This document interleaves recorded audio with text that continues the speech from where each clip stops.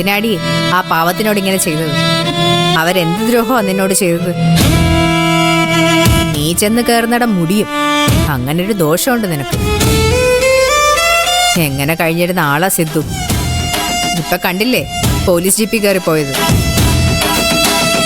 നീ ഒറ്റ ഒരുത്തിയാ സിദ്ധുവിനെ ഈ അവസ്ഥയിലെത്തിച്ചത്.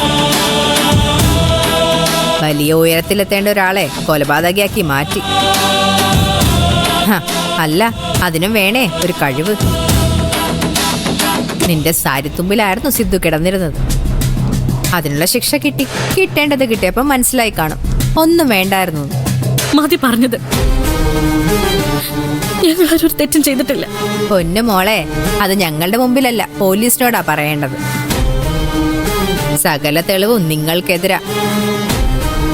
നാളെ നിന്നെ വിളിപ്പിച്ചിട്ടുണ്ടല്ലോ, നിന്നെ അറസ്റ്റ് ചെയ്യും. കാമുകനും കാമുകിക്കും കൂടി ഗോതമ്പുണ്ടേ തിന്ന് ഇനിയുള്ള കാലം ജയിലിൽ കഴിയാം. അതൊക്കെ നിങ്ങളുടെ വെറും വ്യാമോഹം മാത്രമാ തങ്കച്ചി. ഞങ്ങൾ അകത്ത് പോകേണ്ടത് ഇവിടെ ചിലരുടെ ആവശ്യമാണെന്ന് എനിക്കറിയാം. പക്ഷെ ഒന്നും നടക്കാൻ പോകുന്നില്ല.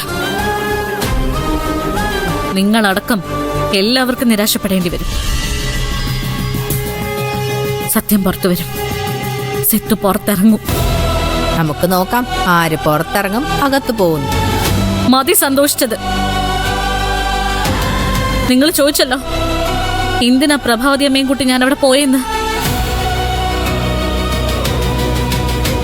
ഞങ്ങൾ പോയതേ ക്രൈംബ്രാഞ്ച് ഉദ്യോഗസ്ഥനെ കാണാനാ. തലേന്ന് രാത്രി മദ്യപിച്ചപ്പോ അറിയാതെ ശരത്തിന്റെ വായിന്ന് പുറത്തു പോയ കുറച്ച് രഹസ്യങ്ങൾ, അല്ല സത്യങ്ങൾ. അതാ ഉദ്യോഗസ്ഥനോട് പറയണമെന്ന് തോന്നി. അതിനുവേണ്ടി പോയതാ.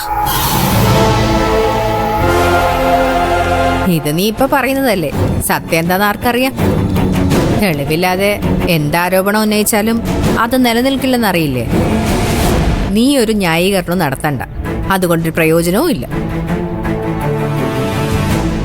സിദ്ധാർത്ഥനകത്തായി കഴിഞ്ഞു, നാളെ നീയും അകത്താവും.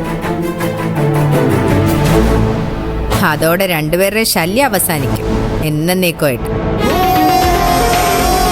ഇപ്പൊ മനസ്സിലായില്ലേ എന്നെ ജയിക്കാനുള്ള ത്രാണി നിനക്കില്ലെന്ന്? ജയിലിൽ ഞാൻ ഇടയ്ക്ക് വരും. ഇനിയുള്ള സംസാരമൊക്കെ നമുക്ക് അവിടെ വെച്ച് നടത്താം.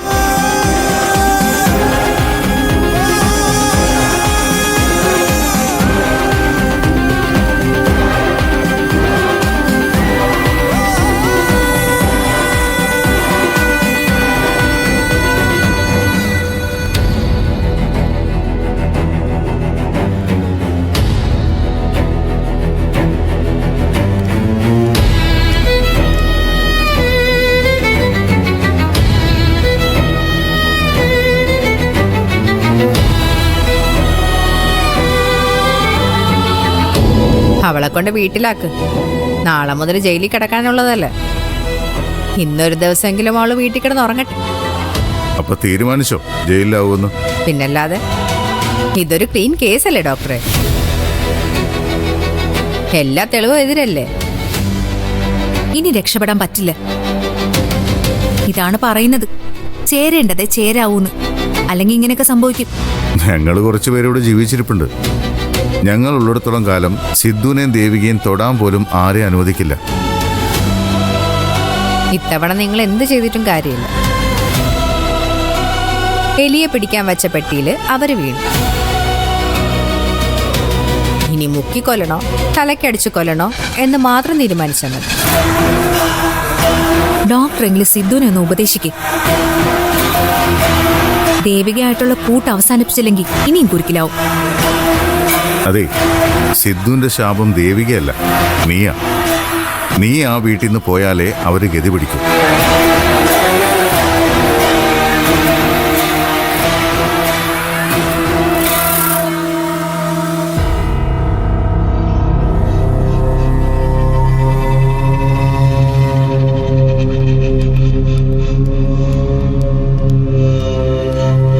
ഇവിടെ ഇങ്ങനെ ഇരുന്നിട്ട് എന്താ കാര്യം?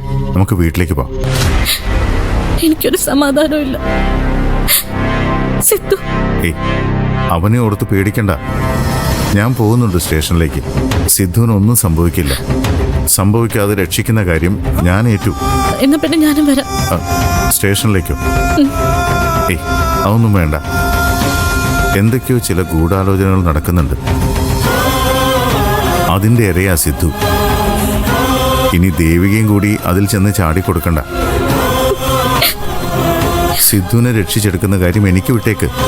കഴിയാവുന്ന എല്ലാ മാർഗങ്ങളും ഉപയോഗിച്ച് ഞാൻ അതിന് ശ്രമിക്കും. വിജയിക്കുകയും ചെയ്യും. പാവം സിദ്ധു, എനിക്ക് വേണ്ടി നീ അനുഭവിക്കുന്നത് മുഴുവൻ സമയദോഷം. അങ്ങനെ പറയാൻ പറ്റൂ. ഇന്ന് ഇറങ്ങാം. ഇനി നേരം കളയണ്ട. ഞാൻ കാറെടുത്തിട്ട് വരാം.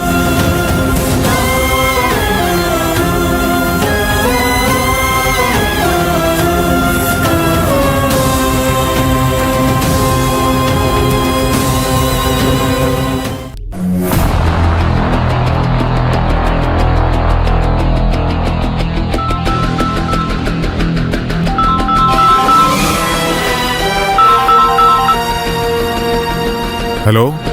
ആ, ഒരു ഗുഡ് ന്യൂസ് പറയാനാ വിളിച്ചത്. ദേവികയെ കല്യാണം കഴിച്ചാൽ മാത്രമേ സിദ്ധുവിന്റെ ജീവിതം രക്ഷപ്പെടൂന്നാണല്ലോ നിങ്ങൾ എല്ലാവരും പറഞ്ഞുകൊണ്ടിരുന്നത്. ജീവിതം രക്ഷപ്പെട്ടിട്ടുണ്ട്. സിദ്ധുവിന് ഇനി മുതല് കൃത്യസമയത്ത് ഭക്ഷണം കിട്ടും, സെക്യൂരിറ്റി ഉണ്ടാവും. ദേ, എവിടെ പോണെങ്കിലും സർക്കാർ വാഹനത്തിൽ കൊണ്ടുപോവുകയും ചെയ്യും. മനസ്സിലായില്ല. മനസ്സിലാവില്ല. എന്നെ നിങ്ങൾക്ക് ഇതുവരെ മനസ്സിലായിട്ടില്ലെന്ന് എനിക്ക് നേരത്തെ മനസ്സിലായതാ. ആ, വളച്ചു നീട്ടലില്ലാതെ ഞാൻ കാര്യം പറയാം. സിദ്ധുവേട്ടനെ പോലീസ് അറസ്റ്റ് ചെയ്തു. എന്തിനാണെന്നറിയോ? വണ്ടി ഇടിച്ച് പ്രഭാവതി അമ്മയെ കൊല്ലാൻ നോക്കിയതിന്. ഏയ്, ഒരിക്കലും കുഞ്ഞോളിനെ അങ്ങനെ ചെയ്യില്ല. മുഴുവൻ തെളിവുകളായിട്ടാ പോലീസുകാർ വന്നത്.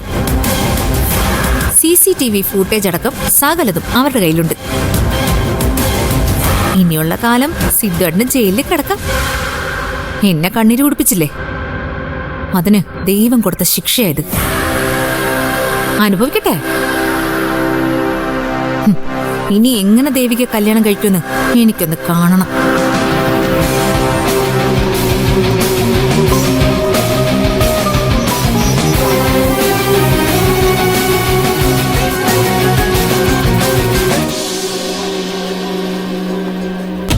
ആരാ അമൃത? അത് ചന്ദ്രയായിരുന്നു. ആശുപത്രിയിലെ വിശേഷങ്ങളെ. പ്രഭാവതി അമ്മയ്ക്ക് വലിയ വ്യത്യാസമൊന്നുമില്ലെന്നാ പറയുന്നു. ഏത് നിമിഷവും എന്തും സംഭവിക്കും.